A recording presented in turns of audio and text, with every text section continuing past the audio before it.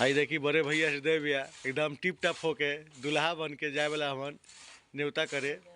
पहले गाय माता के सेवा करत तारन बड़ भाई ट्रेंडिंग स्टार के डेली करी ले भैया। मुँहवा लाल का हो गल बड़ा और पूरा गलवा देखी के सेवा करल जाला। जमीनी स्तर के आदमी लोग एकदम जमीन पे ही रहल पसंद करेला। ऐसा ब्लॉग हृदय भैया के पेज पे भी डालल जाई।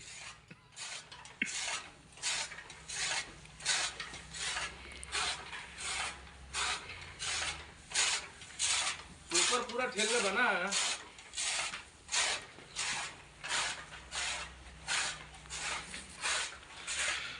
कितना सुंदर मौसम बा। सभी लोग एक एक घर में गाय रखी लोग, जैसे नकारात्मक ऊर्जा के निवास ना होला घर में गाय रखला से।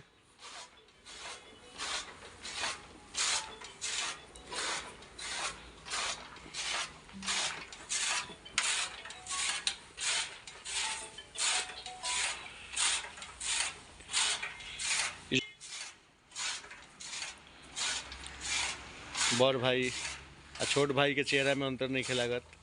अभी जो बाल कटवैले हवन एकदम टू कॉपी खेसारी भी नहीं लागत हन। अगर बड़ भाई न हवन बिना उचुरने डलले बावे।